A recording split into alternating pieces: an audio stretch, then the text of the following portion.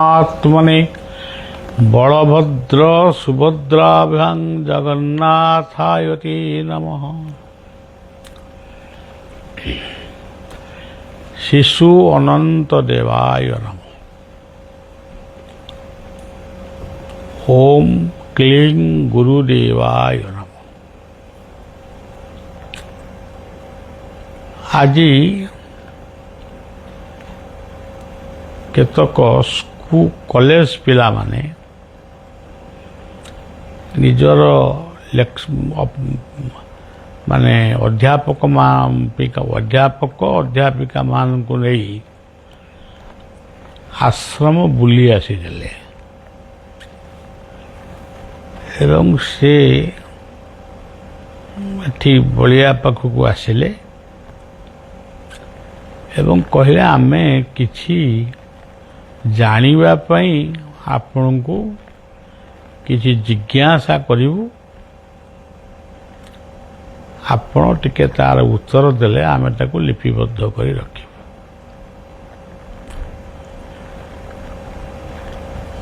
बलिया तार उत्तर देला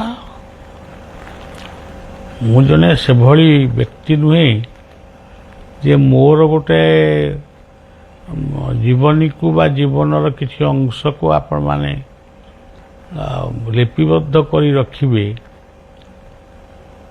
आउ ताकू अन्य माने के पढ़िबे ये सब विश्वास मोर किछि नाही। किंतु तमे माने जदि चाहुचो ताले जा पचारिबो कहिबी। तांकर प्रथम प्रश्न थिला शिशु अनंत किए। मुझे को कहली शिशु अनंत कहले भगवान गोटे शिशु रूप वसुदेव मस्तक अच्छी गोप को जाऊँच नंद मंदिर को आउ गोटे शिशु जो टिके बड़ हो जाइए से रोहिणी गर्भर जन्म होती सी मध्य नंद मंदिर अच्छी। ये दुईटी जाक ठाकुरंकर दुईटी जाक माने शक्ति ये होउचंती शिशु अनंत अनंतंक रूपरे भगवान शिशु रूपरे अवतीर्ण होइचंती। ये गोटे शिशु अनंत तापरे तार अनेक कथा अच्छी किंतु आपण माने जेतिकी पचारिले मु सेतिकी आपण को उत्तर देले। शिशु अनंतंक विषय पचारि थाइला परे से माने पचारिले आपण एइथि काहीकि आश्रम कले।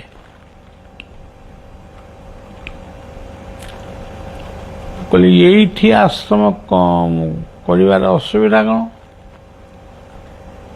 एक तो माटी अच्छी पानी अच्छी पवन अच्छी सब तो अच्छी ये हूँ मो गाँ जो गाँव रे जन्म ही नथिली जन्म ही कटक रे बड़ मेडिकल किंतु यही गाँव रे मोर आत्मीय स्वजन माने थिले एठू से माने मते नेइकरी मेडिकल जाइथिले तेणु कटक मोर जन्म स्थान हेले ये हूँ मोर जन्मभूमि। तेणु आपण एठी रहिबारे असुविधा कौन ये मो कम मु करी कम से कर समस्त कम समस्त कर कौनटा असुविधा। तापर से आउ गोटे भल प्रश्न पचारे से प्रश्नटी हूँ ଯେ ପିଲାମାନଙ୍କ ପାଇଁ ବର୍ତ୍ତମାନ ଆପଣଙ୍କର ବାର୍ତ୍ତା କ'ଣ? ମୁଁ କହିଲି ପିଲାମାନଙ୍କ ପାଇଁ ପ୍ରଥମ ବାର୍ତ୍ତା ହେଉଛି ତୁମେ ଯାହାଙ୍କ ମାଧ୍ୟମରେ ଇଏ ପୃଥିବୀ ପୃଷ୍ଠକୁ ଆସିଲ ତାଙ୍କର ସେବା କିମ୍ବା ଯତ୍ନରେ ଯେମିତି ଅବହେଳା ନ ହୁଏ। ଅନେକ ଅଛନ୍ତି ସେମାନଙ୍କୁ ବେଖାତିର କରୁଛନ୍ତି, ଅନେକ ଅଛନ୍ତି ବିଛଣାରେ ପଡ଼ି ତାଙ୍କର ସବୁ ଘା ହେଇଯାଇଛି, ତାକୁ ସଫା କରିବା ପାଇଁ ମଧ୍ୟ କାହାରି ଇଚ୍ଛା ନାହିଁ। ଆହୁରି ଅନେକ ଅଛନ୍ତି ସେ ଘାରେ ଯେଉଁ ଜର୍ମ ସବୁ ହୁଅନ୍ତି ଜୀବାଣୁ, ସିଏ ଜର୍ମ ଗୁଡ଼ାକ ହେଲେ ଗାଁର ଲୋକମାନେ ତାଙ୍କୁ କହନ୍ତି ଯେ ତମେ ପାପର ପ୍ରାୟଶ୍ଚିତ କରିବ। ସେ କ୍ଷୀର ହବ, ପ୍ରତିକାର ହବ, ଏମିତି ସବୁ ଗୁଡ଼ାଏ କଥା, ଖାଇବା ପିଇବା, ବ୍ରାହ୍ମଣ ଭୋଜନୀ ଏମିତି ସବୁ ହବ। ସେଇ ଭୟରେ ସେମାନେ ଅନ୍ୟମାନଙ୍କୁ ଆକଟ କରୁଛନ୍ତି ଯେ ତମେ ଏ କଥା କାହାରି ଆଗରେ କହିବନି। ଆମ ମାଙ୍କ ଦେହରେ ଘା ହେଇଛି କିମ୍ବା ଜୀବାଣୁ ହେଇଛନ୍ତି, ଇଏ କଥାଟା ତମେ ଅନ୍ୟ ଆଗରେ କାହାକୁ କହିବନି। ଆଉ ଯଦି କହିବ ତମକୁ ମାଡ଼ ବସିବ। ସେ ମାଡ଼ ପୁଣି କିଏ କାହାକୁ ଦବ? ସେ ମାଡ଼ ଦେଲା ବାଲା ହେଉଛି ସାନ ଭାଇ, ମାଡ଼ ଖାଇଲା ବାଲା ହେଉଛି ବଡ଼ ଭାଇ। ତେଣୁ ଆଜିର ସମାଜ କେତେ ବଦଳି ଗଲାଣି,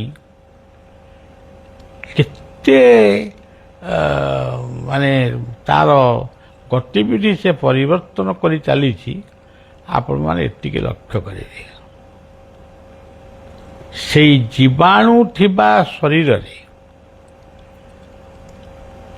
ଏ ଦୁନିଆରୁ ସେ ବିଦାୟ ଦେଲା। ତାପରେ ସୁନ୍ଦର ଭାବରେ ବ୍ରାହ୍ମଣ ଭୋଜନ ହେଲା, ଆତ୍ମୀୟ ସ୍ୱଜନମାନଙ୍କର ଭୋଜନ ହେଲା, ଖାଇବା ପିଇବା ବନ୍ଧୁ ବାନ୍ଧବରେ ଭାସିଲା। ମୋର ପ୍ରଶ୍ନ ହେଉଛି, ଜଣେ ବଞ୍ଚିଥିବା ବେଳେ ସେ ବ୍ୟାକୁଳ ହେଇ ଖାଇବାକୁ ମାଗୁଛି,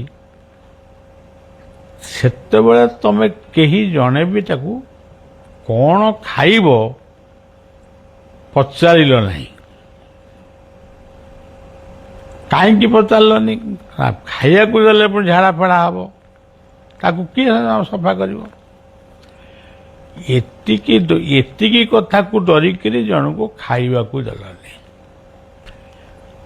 ମରିଗଲା ପରେ ଲୋକଙ୍କୁ ଦେଖେଇଲ ଯେ ଆମେ ହେଉଛୁ ଏମିତି ମାନେ ଧନୀ ଯେ ଆମେ ଏତେ ବ୍ରାହ୍ମଣ ଖୁଆଇଲୁ, ଏତେ ଲୋକଙ୍କୁ ଖୁଆଇଲୁ। ଏଇ ଯେଉଁ ବାହାସ୍ପଟ ବାହାଦୁରୀ ଆଜି ମଣିଷକୁ ଖାଉଛି। ଆପଣମାନେ ଗୋଟେ କଥା ଶୁଣନ୍ତୁ, ଆଉ ଗୋଟେ କଥା ମୁଁ କହୁଛି, ଏଇ ସମାଜର କଥା। ଜଣଙ୍କର ପୁଅ ଯାଇକରି ଆମେରିକାରେ, ମାଟି ତା ପୂର୍ବରୁ ବିଦାୟ ନେଇଛି, ବାପଟି ଘରେ ଅଛି। ବାପାର ଯେତେବେଳେ ମୃତ୍ୟୁ ହେଲା, ତା ପାଖରେ ତ କେହି ନଥିଲେ, ସେ ନିଜେ ନିଜେ ଚାହା ଫା କରିକିରି ଖାଉଥିଲା। କାହାକୁ କେମିତି କହିକି 5-10 ଟଙ୍କା ଦେଇକିରି ଟିକେ ରୋଷେଇବାସ ହେଉଥିଲା। ଯେତେବେଳେ ବାପ ମରିଗଲା, ଖବର ଗଲା ଆମେରିକା ଯେ ତମ ବାପା ଚାଲିଗଲେ। ସିଏ ଉତ୍ତର ଦେଲେ, ମୁଁ ତ ଆମେରିକାରେ ବର୍ତ୍ତମାନ ଯାଇପାରିବିନି, ତେଣୁ ତମେ ତାଙ୍କୁ ପୋଡ଼ି ଦିଅ, ସଂସ୍କାର କରିଦିଅ। ଆଉ ଯାହା ବ୍ରାହ୍ମଣ ଭୋଜନୀ ଯାହା କରିବ ମୁଁ ପଇସା ପଠେଇଦେବି, ଆପଣମାନେ କରିଦେବେ ମୋ ପାଇଁ। ଆଉ ଏମାନେ ସେଇଆ କଲେ, କିନ୍ତୁ ତା ବିବେକ ବୋଧେ ଟିକେ ବାଧା ଦେଲା। ସେ 11 କି 12 ଦିନ ଆସିକି ପହଞ୍ଚିଲା। ପହଞ୍ଚିକିରି କାହିଁକି ପହଞ୍ଚିଲା? ଯେଉଁ ଜିନିଷ ଖଟ ସିନ୍ଦୁକ ପୁରୁଣା ଜିନିଷ ସବୁ ଥିଲା ସେଟା ସବୁ ଆକୁ ଦେଇଦେଲା, ତାକୁ ଦେଇଦେଲା, ବିକ୍ରି କରିଦେଲା, ଦେଇଦେଲା, ପଳେଇଲା ଯେ ପଳେଇଛି, ଏପର୍ଯ୍ୟନ୍ତ ଆସୁନି। ତାହେଲେ ଯେଉଁ ଭାରତବର୍ଷ ସାଧୁସନ୍ଥର ଦେଶ ବୋଲି କୁହାଯାଏ, ଗୋଟିଏ ହେଉଛି ଭାରତବର୍ଷ, ଏଠି ବେଦ ପାଠ ହୁଏ, ଏଠି ବ୍ରାହ୍ମଣ ମନ୍ତ୍ର ପଢ଼େ,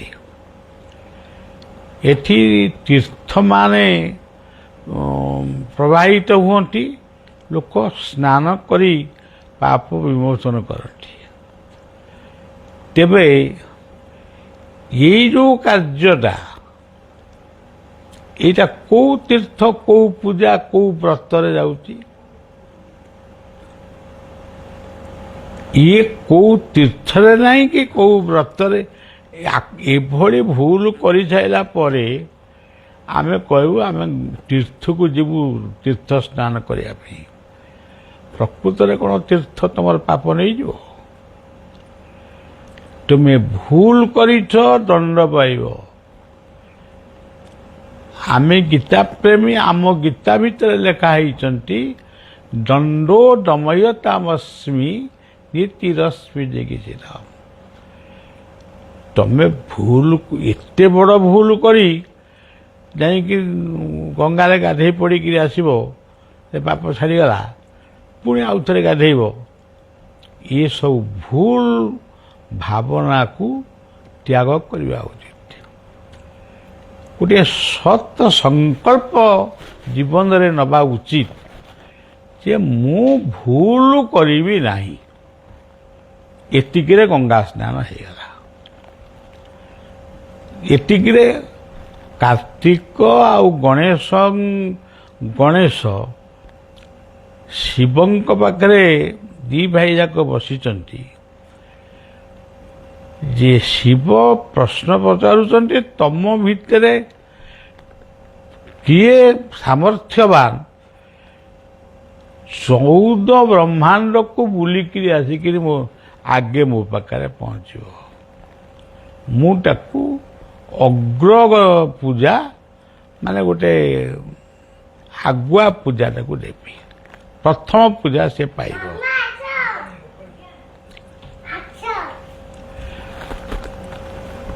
କାର୍ତ୍ତିକ ଗୋଟେ ମୟୂର ବାହନ, କାର୍ତ୍ତିକଙ୍କର ପ୍ରକୃତ ମୟୂର ବାହନ ବୋଲି କ'ଣ କିଏ ଦେଖିଛି?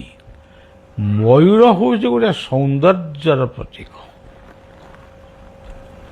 ମୟୂର ହେଉଛି ଗୋଟେ, ସେଥିରୁ ସନ୍ତାନ ଉତ୍ପନ୍ନ କରେ, ସେ ସନ୍ତାନ ମୈଥୁନ ଦ୍ୱାରା ହୁଏ ନା। ପ୍ରକୃତି ଯେତେବେଳେ ଆକାଶରେ ମେଘ ସୃଷ୍ଟି ହୁଏ, ସେ ମେଘ ବାଦଲକୁ ଦେଖିକିରି ଯେତେବେଳେ ମୟୂରୀ ନୃତ୍ୟ କରେ କି ମୟୂର ନୃତ୍ୟ କରେ, ସେତିକି ବେଳେ ଯେଉଁ ରେଦ ସ୍ଖଳନ ହୁଏ ତାକୁ ସେ ପାନ କରି ସେ ଗର୍ଭଧାରଣ କରେ। ସେ ଗୋଟେ ଏଇଭଳିଆ ଅନାସକ୍ତ ଝିଅ ପକ୍ଷୀ। ଆଉ କ'ଣ ଏଇ ଯେଉଁ ବୁଲୁଛନ୍ତି ସବୁ ବାହାରେ ସେଇ ମୟୂର? ତେଣୁ କୁହାହେଇଛି ପ୍ରତ୍ୟେକ ଜିନିଷର ଗୋଟେ ତତ୍ତ୍ୱ ଅଛି। ଇଏ ଗୋଟେ ମୟୂର ହଉ, ମୟୂର ଭଳି ଗୋଟେ ବାହନ ହଉ କି ଯାହା ହଉ, ଇଏ ସେ ବାହାନରେ ବୁଲିକି 14 ବ୍ରହ୍ମାଣ୍ଡ ବୁଲିଲେ। 14 ବ୍ରହ୍ମାଣ୍ଡଟା ପ୍ରକୃତରେ କୋଉଠି? ଆମେ କହୁଛୁ 14 ବ୍ରହ୍ମାଣ୍ଡ, ସେ କୋଉଠି? ନିଜର ମୁଣ୍ଡଠାରୁ ଗୋଡ଼ ପର୍ଯ୍ୟନ୍ତ ନିଜ ହାତରେ ମାପ।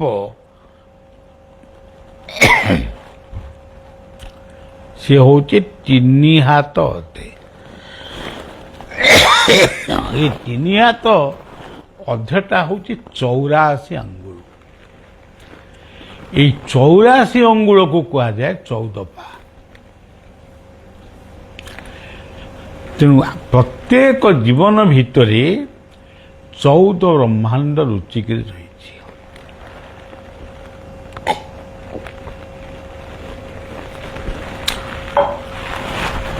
ଚଉଦ ମାନେ କ'ଣ? 14 ମାନେ 4ଟା ଦର୍ଶନ ଲୁଚିକି ରହିଛି। 4ଟା ଦର୍ଶନ କ'ଣ? ତମ ପାଇଁ ଲୁଚିକି ରହିଛି, ତୁମେ ତାକୁ କରୁନା। ତମେ ମଦ ବୋତଲ କିଣିପାର, ତାକୁ ପିଇକିରି ରାସ୍ତାରେ ପଡ଼ି ଖଣ୍ଡିଆ ଖାବରା ବି ହେଇପାର। ନିଶା ମାଦକର ଆସକ୍ତିରେ ମଣିଷକୁ ମର୍ଡର କରିଦେଇପାର, ବାପ ମାଙ୍କୁ ବି ମର୍ଡର କରିଦେଇପାର। କିନ୍ତୁ ତମ ଭିତରେ ଯେ 4ଟା ରତ୍ନ ଅଛନ୍ତି, ଧର୍ମ ଅର୍ଥ କାମ ମୋକ୍ଷ, ତାକୁ ତମେ କେହି ଖୋଜୁନା ନା ତାକୁ ବ୍ୟବହାର କରୁନା। ସେ କଳଙ୍କ ଲାଗିଯିବ, ତାପରେ ତମେ ଯିବ ଆଉ। ତେଣୁ ଇଏ କାର୍ତ୍ତିକ ଇଏ 14 ବ୍ରହ୍ମାଣ୍ଡ ବୁଲିକି ଆଇଲେ। ତାଙ୍କର କ'ଣ ଦେଖିଥିବେ 14 ବ୍ରହ୍ମାଣ୍ଡ ବୁଲିକି ଆଇଲେ। ଆଉ ପ୍ରକୃତରେ ସେ ଦେଖିଥିବେ। ଆମେ ଯଦି କେହି ବୁଲିବାନି, କେହି କୁଆଡ଼େ ଯିବାନି, କୂଅ ବେଙ୍ଗ ଭଳି ଆମେ କୂଅ ଭିତରେ ରହିକି ମରିବା ଆଉ। ତେଣୁ ବୁଲିବା ମଧ୍ୟ ଗୋଟିଏ ଯାହାକୁ କହନ୍ତି କ'ଣ ସେଇଟା ସ୍ୱାସ୍ଥ୍ୟ ପକ୍ଷେ ଲାଭବାନ, ଦେହ ସୁସ୍ଥ ରହିବ। ଆଉ ବୁଲିବା ମାନେ ସବୁବେଳେ ବୁଲୁଥିବ, ସେଇଟା ନୁହଁ। ବୁଲିବାର ମଧ୍ୟ ଗୋଟେ ସମୟ ରଖିବା ଦରକାର। ଗୀତା କହିଛନ୍ତି ଯୁକ୍ତାହାର ବିହାରସ୍ୟ ଯୁକ୍ତ ଚେଷ୍ଟସ୍ୟ କର୍ମ। ଗଣେଶ ସେଇ ଶିବଙ୍କ ପାଦ ତଳେ ବସିଛନ୍ତି। ସେଇ ପାଦ ତଳେ ସେ ଶିବଙ୍କର ଚତୁଃପାର୍ଶ୍ୱକୁ ବୁଲିକିରି ଆସି ପୁଣି ସେଇ ପାଦ ପାଖରେ ବସିଲେ। ଆଉ ଏଇ ଯୋଉ କ୍ରିୟାଟି ସେ କଲେ, କାର୍ତ୍ତିକ ଦାବି କଲେ ମୁଁ ଆଗ ଆସି ପହଞ୍ଚିଛି, ଗଣେଶ ବି ଦାବି କଲେ ମୁଁ ଆଗ ଆସି ପହଞ୍ଚିଛି। କିନ୍ତୁ ଶିବ ପ୍ରକୃତରେ ତାର ଉତ୍ତର ଦେଲେ ଯେ ଗଣେଶ ହିଁ ପ୍ରକୃତ 14 ବ୍ରହ୍ମାଣ୍ଡକୁ ସେ ବୁଲିଛି।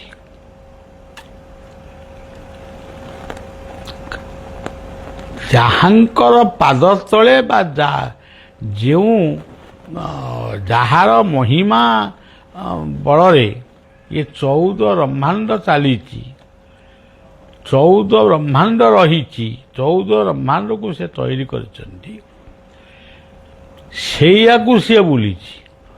ଆଉ ତୁ ଯାଇ 14 ବ୍ରହ୍ମାଣ୍ଡ ବୁଲି ଆଇଲୁ ମାନେ ତୁ କ'ଣ 14 ବ୍ରହ୍ମାଣ୍ଡର ସବୁ ଦେଖିଦେଇଛୁ? ତୁ ଦେଖିଥିବୁ ପାହାଡ଼ ପର୍ବତ ଏମିତି ଦେଖିଥିବୁ, ତୁ ସବୁ ଦେଖିପାରିବୁନି। ଯେତେ ଚେଷ୍ଟା କଲେ ବି ଯଦି ତୁ 7ଟା ଜନ୍ମ ବି ବୁଲିବୁ, ତାହେଲେ ସେ ବୁଲିବୁ, ଅନେକ କଥା ଦେଖିବୁ, କିନ୍ତୁ ବହୁତ କଥା ଦେଖିପାରିବୁନି। ଏ ସୃଷ୍ଟିଟାକୁ ମୁଁ ଏମିତି ତୈରି କରିଛି, ଏ ସୃଷ୍ଟିଟା ଏତେ ସୁନ୍ଦର, ତାକୁ ମୁଁ ଏଭଳି ତୈରି କରିଛି ମାନେ ତୁମେ ତାକୁ ପୁରା ବୁଲି ପାରିବନି। ଜଣେ ବ୍ୟକ୍ତି ବହୁତ ଦିନ ତଳେ, ଜଣେ ରାଇଟର, ସେ ମୋତେ ଆସିକିରି କହିଲେ ଯେ ମୁଁ ଚିତ୍ରୋତ୍ପଳା ପରିକ୍ରମା କରିଛି।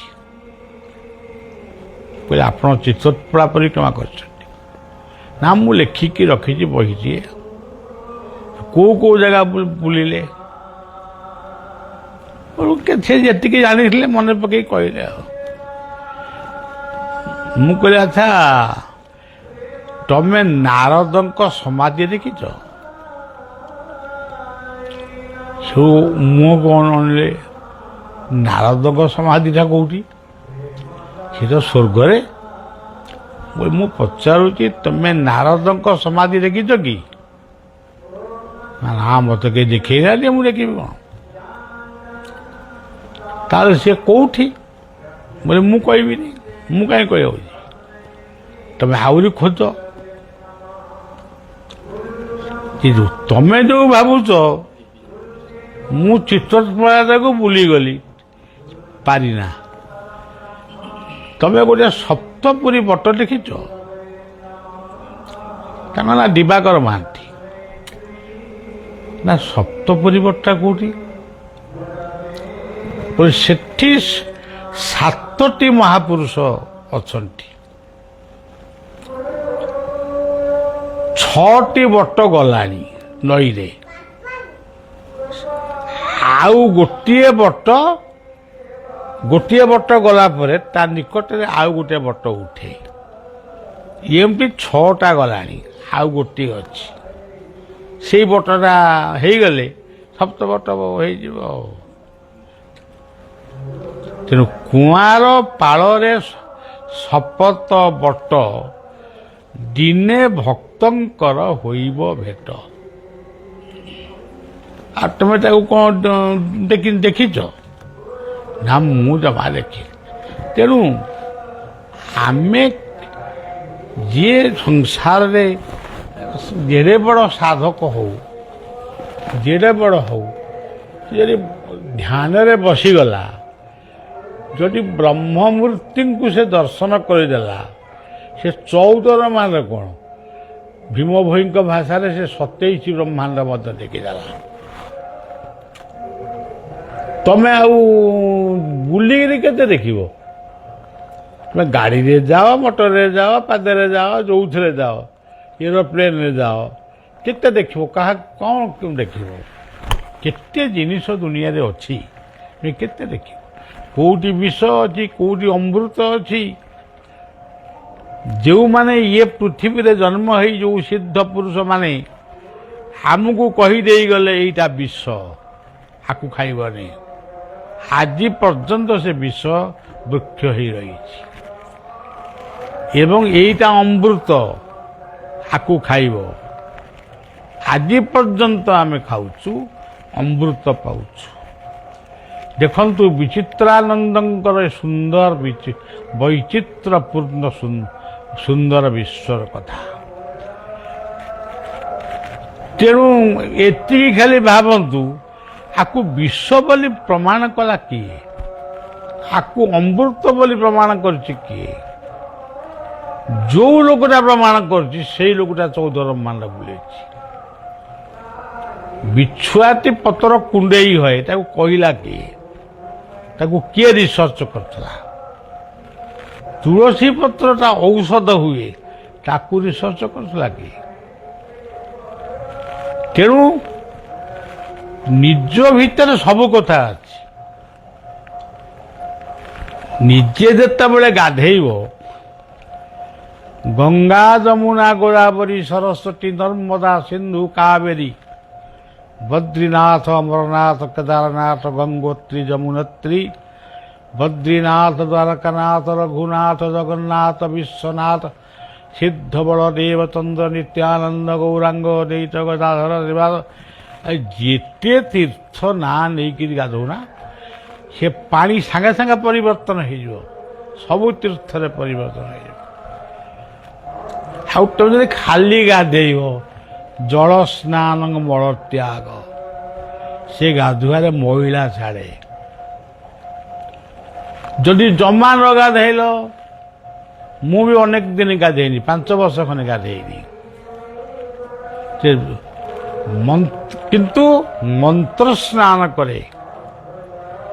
ଯେଉଁ ମନ୍ତ୍ରକୁ ମୁଁ ପଢ଼େ, ସେଇ ମନ୍ତ୍ର ହେଉଛି ଗୋଟେ ମହାନ ସ୍ନାନ।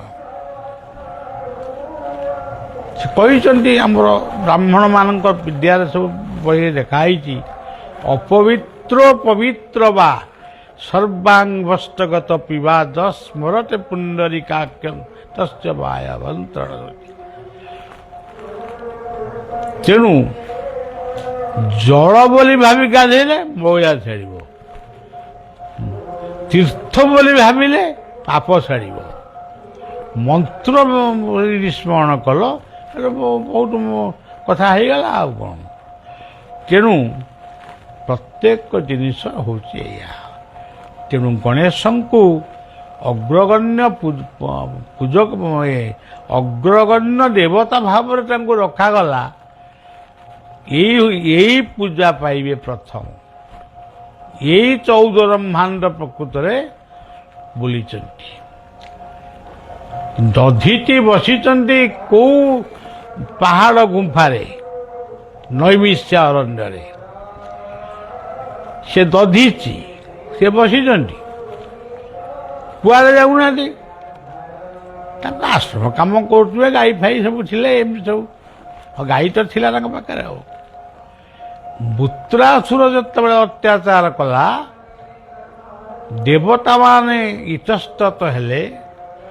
ଦେବତାମାନେ ଯେତେବେଳେ ଦେବରାଜ ଇନ୍ଦ୍ରଙ୍କୁ ପ୍ରାର୍ଥନା କଲେ, ସିଏ କହିଲେ ଏହି ମର୍ତ୍ତ୍ୟର ଜଣେ ଋଷି ବା ସାଧୁ, ସିଏ ଯଦି ନିଜ ହାତରେ ନିଜ ହାତକୁ କାଟିକିରି ଖଣ୍ଡେ ହାଡ଼ ଦବ, ସେ ହାଡ଼ରେ ଯେଉଁ ଅସ୍ତ୍ର ତିଆରି ହେବ, ସେଇଥିରେ ବୃତ୍ରାସୁର ମରିବ। ଇଏ କୋଉ ସାଧୁ କାହିଁ ହାଡ଼ ଦେବେ? ସିଏ ହାଡ଼ କିଏ ଦେବାକୁ ଚାହେଁ? କିନ୍ତୁ ଦଧିଚି କହିଲେ ମୁଁ ଦେବି। ପିଲାଦିନେ ମୁଁ ପାଠ ପଢ଼ିଲା ବେଳେ ସେ ପଦଟା ମୋର ମନେ ଅଛି। ମାଟିର ଘଟ ଏ ମାଟିରେ ମିଶିବ, ନାହିଁ ଏଥିରେ ସନ୍ଦେହ। ପର ଉପକାରେ ଏ ଘଟ ଛୁଟିଲେ, ହୁଏ ସିନା ମଧୁମୟ। ସେ କହିଲେ ମୁଁ ଦେବି, ମୋ ପାଇଁ ଦେବ ଜଗତ ରକ୍ଷା ପାଇବ, ମୁଁ କାହିଁକି ଦେବିନି? ଅନ୍ୟ କୁଆଡ଼କୁ ଯିବ? କେମିତି ଦେବେ? ଦଧିଛି କ'ଣ ଗୋଟାଏ କୁଟା ନା କାଠିଟାକୁ ଦେବେ? ଏଇ ଯେଉଁ ଗୋମାତା ଏଠି ବନ୍ଧା ହେଇଛନ୍ତି ବା ପାଳନ ହେଉଛନ୍ତି, ସେ ଗୋମାତାର ନାଁଟା ବି କ'ଣ ଅଛି ବୋଲେ ମୁଁ ଏତେ କଥା ମନେ ରଖିପାରିବି। ତେଣୁ ସେ ଗୋମାତାକୁ ଇଏ ଦେହରେ କେବଳ ଖାଦ୍ୟ ବଳିଯିବ ବୋଲେ ସିଏ ଯାହାକୁ ଭଲ ପାଏ। କ୍ଷୀର ଦହି ଛେନା ଲହୁଣୀ ସବୁ ଘଷା ହେଲା ଦଧିଚିଙ୍କ ଦେହରେ, ଗୋମାତାକୁ ଛଡ଼ାଗଲା। ତେଣୁ ଗୋମାତା ଆସିକି ସବୁ ଚାଟିରେ ହେଲା। ସିଏ ଚାଟୁ ଚାଟୁ ତା ଚମ ହାଡ଼ ପର୍ଯ୍ୟନ୍ତ, ଚମ ମାଂସ ପର୍ଯ୍ୟନ୍ତ ଚାଟିଗଲା। ହାଡ଼ ଦେଖାଗଲା। ଆଉ ଦଧିଚି କହିଲା ଇନ୍ଦ୍ର ନିଅ, ଯେଉଁ ହାତଟା ତମ ଦରକାର ସେ ହାତଟା ନିଅ। ଏଇ ଯେଉଁ ମହାମାନବ ମାନେ ଆମକୁ ତ୍ୟାଗ ଶିଖେଇଛନ୍ତି। ମୁଁ ବି ଜୀବନରେ ବହୁତ ସାଧନା କରିଛି, ବହୁତ ସାଧନା। ମୋ ସାଧନା ଏକ ସ୍ୱତନ୍ତ୍ର ସାଧନା। ମୁଁ ଅଗ୍ନି ଚାରିପାଖ ଯାକ ଜାଳି 2 ଥର ବସିଛି। ମୁଣ୍ଡ ଠାରୁ ପାଦ ପର୍ଯ୍ୟନ୍ତ ଗୋଟେ ଚମଡ଼ା ମୋର ଚାଲିଯାଇଛି। କ'ଣ ପାଇଁ ବଇଥିଲି? କ'ଣ ଗୋଟେ କୋଠା ଘର କରିବି ବୋଲି ନା ଏଇ ମଠ କରିବି ବୋଲି ବସିଥିଲି? ସେଇ ମାନେ ମୋଟାମୋଟି ବିଶ୍ୱର ଶାନ୍ତି ପାଇଁ। କେଉଁଠି ଆମେ ସାଇନ୍ ବୋର୍ଡ଼ ମାରିଛୁ? ମୁଁ ଅଗ୍ନିରେ ବସିଥିଲି, ମାଟି ତଳେ ଏତିକି ପୋତି ହେଇକିରି ଏ କେଉଁଠି ଦିନ ଥିଲି। କିଏ ରହିପାରିବେ? ଆଜି ରୁହନ୍ତୁ ଦେଖିବା। ମାଟି ତଳେ ଏତିକି ପୋତା ହେଇକିରି ଯେଉଁଠି ଆମର ଗାଦି ବର୍ତ୍ତମାନ ପୂଜା ପାଉଛନ୍ତି, ଇଏ ଗଲା ମାଟି। ଖନ୍ଦକ ଭିତରେ ବସିକି ମୁଁ ପୂଜା କରିଛି, ଶୂନ୍ୟରୁ ପଦ୍ମ ଫୁଲ ଖସିଛି ମୋ ମୁଣ୍ଡରେ। ଏଇଭଳି ଅନେକ କଥା କରିଛି ମାନେ ମୁଁ ବାହାଦୁରୀ କହୁନି, ମାନେ କହୁଛି ଯେ ଆମେ ଗଣେଶଙ୍କ ଭଳି ଗୋଟେ ସୁନ୍ଦର ପରିବେଶ ସୃଷ୍ଟି କରିବା ଯେଉଁଠି ପ୍ରଥମେ ଦେଖିବା ଆମ ପ୍ରଭୁଙ୍କୁ, ଆମ ଇଷ୍ଟ ଯିଏ, ଆମେ ଯାହାଙ୍କୁ ଇଷ୍ଟ ବୋଲି ଭାବୁଛୁ, କୃଷ୍ଣଙ୍କୁ ଭାବୁଛୁ, ଜଣେ ଆଲ୍ଲାଙ୍କୁ ଭାବୁଛୁ, ସେ ସେଇଠି ପାଇବ। ତା ସହିତ କର୍ମ କରିବ ନା ମତେ ଫଳିବ କର୍ମରାୟଟି। ଦଶଟା ଗଛ ଲଗେଇଦେବ, 5ଟା ଫୁଲ ଗଛ ଲଗେଇଦେବ, ଆଉ 5-10ଟା ବେଲ ଗଛ ଲଗେଇଦେବ, ଏତିକିରେ ମଧ୍ୟ ତାର ଦେଉଳ ହେଇଗଲା। ଦେଉଳର କିଛି ଆବଶ୍ୟକ ନାହିଁ। ବଡ଼ ଦେଉଳକୁ ଚାହା ନୟନ ମେଲାଇ, ଜଗତ ବନ୍ଦିତ ସଜୀବ ଦେବତା ତହିଁ ମଧ୍ୟ ରହିଥାଏ। ସେ ବଡ଼ ଦେଉଳଟା କୋଉଠି? ବଡ଼ ଦେଉଳ ହଉଛି ଏଇଠି। ବଡ଼ ଦେଉଳକୁ ଚାହା ନୟନ ମେଲାଇ, ଜଗତ ବନ୍ଦିତ ସଜୀବ ଦେବତା ତହିଁ ମଧ୍ୟ ରହିଥାଏ। ସେ ସ୍ଥାନଟି ହଉଛି ଜୀବନ। ତେଣୁ ଜୀବନକୁ ସରସ ସୁନ୍ଦର କର। ଇଏ କଥା ମୋର କୋଉଠୁ ଆରମ୍ଭ ହେଲା ମୁଁ କହିପାରିବିନି। ତେବେ ସେଇ କଲେଜ ପିଲାଙ୍କର ଆଜି ଯେଉଁ ପ୍ରଶ୍ନ ଥିଲା, ଆହୁରି କେତେ ଗୁଡ଼ା ପ୍ରଶ୍ନ ଥିଲା, ମୁଁ ପଚାରିଥିଲି, ମୋର ଆଉ ମନେ ନାହିଁ। ତେବେ ଏ ପ୍ରଶ୍ନ ଆପଣମାନେ ପଚାରିଲେ ରାତି ପାହିବା ପର୍ଯ୍ୟନ୍ତ ବି ମୁଁ ପ୍ରଶ୍ନର ଉତ୍ତର ଦେବି। ପ୍ରଶ୍ନ ମୁଁ ସୃଷ୍ଟି କରେ ନା, ଉତ୍ତର ମୁଁ ସୃଷ୍ଟି କରେ ନା। ପ୍ରଶ୍ନ ଅନ୍ୟମାନେ ସୃଷ୍ଟି କରନ୍ତି, ଉତ୍ତରଟା ଆପେ ଆପେ ମୋ ଭିତରୁ ସୃଷ୍ଟି ହୁଏ। ଇଏ ଦୟା, ସେ ଦୟାମୟଙ୍କର, ମୋର ଗୁରୁଙ୍କର। ମୋର ଯେଉଁ ସମ୍ପତ୍ତି, ମୋର ଜୀବନ ସମ୍ପତ୍ତି ଠାରୁ ସାଧନ ସମ୍ପତ୍ତି ପର୍ଯ୍ୟନ୍ତ, ମୁଁ ଆଜି ପର୍ଯ୍ୟନ୍ତ ଯେତେ ଯାହା କର୍ମ କରିଛି ଲୋକମାନଙ୍କ ପାଇଁ, ସେ ସମ୍ପତ୍ତିଟା ହେଉଛି ମୋର ଗୁରୁ। ସେଥିପାଇଁ ସେ ସମ୍ପତ୍ତିର ମାଲିକ ହେଉଛନ୍ତି ମୋର ଗୁରୁ। ଆଉ ତ ଇଷ୍ଟ ତ ସହଜେ, ସେ ତ ସମୁଦ୍ର, ଆମେ ତାଙ୍କ କଥା କ'ଣ ବର୍ଣ୍ଣନା କରିବୁ? ଯିଏ ଅନନ୍ତ ସଂସାର ମହାସମୁଦ୍ର ମଗ୍ନାନ, ଆଉ ତାଙ୍କ କଥା ଗୋଟେ କହିବା କ'ଣ? ଆମେ ତ ତା ଭିତରୁ ଯାଇପାରିବୁନି। ତେଣୁ ଗୁରୁ କୃପା ହିଁ ଜୀବନରେ ସବୁଠାରୁ ବଡ଼, ଗୁରୁ କୃପା ହିଁ କେବଳ। ତେଣୁ ଆପଣମାନେ କିଛି ଜୀବନରେ ସେମିତି ଗୋଟେ ଭଲ କାମ କରନ୍ତୁ, ସେତିକି ଯଥେଷ୍ଟ ହେଇଯିବ। ଗୋଟେ ଆପଣଙ୍କର କ୍ଷୀରିପଦା ବୋଲି ଗୋଟେ ମୟୂରଭଞ୍ଜରେ ଗୋଟେ ବଳଦେବଙ୍କର ଆସ୍ଥାନ ଅଛି। ସେଠି ମୋର ଗୋଟେ ପବିତ୍ର ଶିଷ୍ୟ ଅଛି, ତା ପରିବାର ଅଛନ୍ତି। ଏତେ ଭଲ ଲୋକ ସେମାନେ, ବଳିଆକୁ ନିଅନ୍ତି।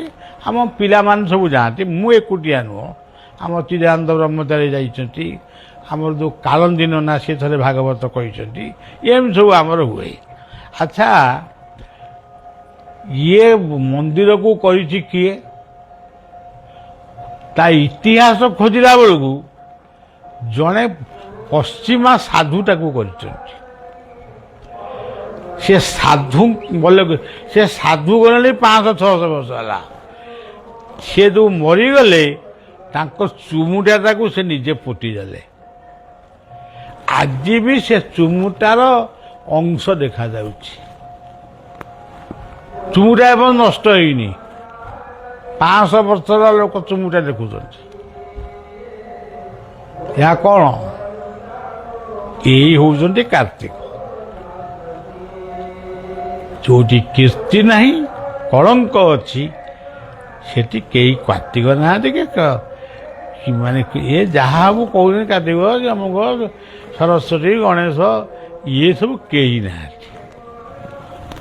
ଗୋଟିଏ ଦେବତାକୁ ଆଣିକି ଠିଆ କରିଦିଅ, ମାନେ ମୋ ଆଗରେ ଠିଆ କର, ଆଉ କାହା ଆଗରେ, ଆଉ ଯାହା ଆଗରେ ଠିଆ କରିବ ସେ ଦଣ୍ଡବତ ହବ। ଆଉ ମୁଁ କିନ୍ତୁ ଦଣ୍ଡବତ ହେବିନି। ମୁଁ ପଚାରିବି ତମେ କିଏ? ଯଦି ତମେ ଇନ୍ଦ୍ର, ତାହେଲେ ମେଘ କାହିଁ ହଉନି? ଲୋକ କାହିଁ ମରୁଛନ୍ତି? ଯଦି ତୁମେ ଗଣେଶ, ଆଜି ଏତେ ମୂର୍ଖ ଗୁଣ୍ଡା ବଦମାସି କରି କାହିଁ ବୁଲୁଛନ୍ତି? ମୁଁ ଆଗେ ସେ ଦେବୀ ଦେବତାଙ୍କୁ ଆପଣମାନଙ୍କ ଜରିଆରେ ତାଙ୍କୁ ମୁଁ ଡାଇରେକ୍ଟ କହୁଛି।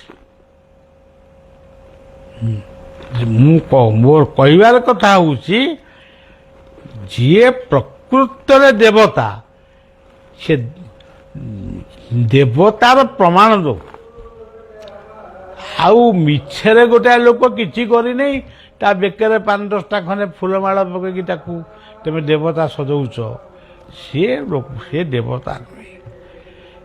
କିନ୍ତୁ ତଥାପି ସୁନ୍ଦର ପୃଥିବୀ, ତା ଭିତରେ ଆମ ଭାରତ, ଇଏ ଦୁଇଟି ଯାକ ସୁନ୍ଦର ପରେ ତୃତୀୟ ସୁନ୍ଦର ହେଉଛି ଆମ ଉତ୍କଳ। ତେଣୁ ସବୁ ଜାଗାରେ ସବୁ କଥା ମିଳିବ, ମଦ ମିଳିବ, ଚରସ ମିଳିବ, ବ୍ରାଉନ୍ ସୁଗାର ମିଳିବ, ସୁନ୍ଦର ସୁନ୍ଦର ନାରୀ ପୁରୁଷ ମିଳିବେ, ସୁନ୍ଦର କ୍ଲବ ସବୁ ମିଳିବେ। କିନ୍ତୁ ଭାରତବର୍ଷରେ ଦେଖିବେ ସତସଙ୍ଗ ମିଳିବ, ସାଧୁସଙ୍ଗ ମିଳିବ, ସାଧନ କ୍ଷେତ୍ର ମିଳିବ। ତେଣୁ ଏଭଳି ଦେଶଟିଏ ପୃଥିବୀରେ ବିରଳ। ତେଣୁ ଆମେ ସେଇ ଦେଶର ମଣିଷ।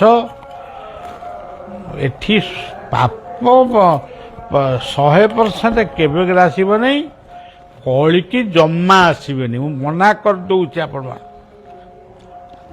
କଳିକି କେବେ ଆସିବେନି। ସିଏ ଚୈତନ୍ୟ ନିତ୍ୟାନନ୍ଦଙ୍କ ରୂପରେ ଆସି ଲୀଳା କରି ପଳେଇଲେଣି। ତମେ ଅନେଇଛ କଳିକି। କଳିକି ହେଉଛନ୍ତି ତମର କର୍ମ, କଳିକି ହେଉଛନ୍ତି ତମର ଗୁରୁ, କଳିକି ହେଉଛନ୍ତି ତୁମର ସାଧନା। ଏତିକି ମନେ ରଖନ୍ତୁ। ପୁଣି ଆମେ ପରବର୍ତ୍ତୀ ସମୟରେ କହିବା। ଶେଷରେ ସମସ୍ତଙ୍କୁ ଶୁଭେଚ୍ଛା ଦେଇ ପଡ଼ିଆ ବିଶ୍ରାମ ନେଉଛି। ଜୟ ଗୁରୁ, ଜୟ ଜଗନ୍ନାଥ।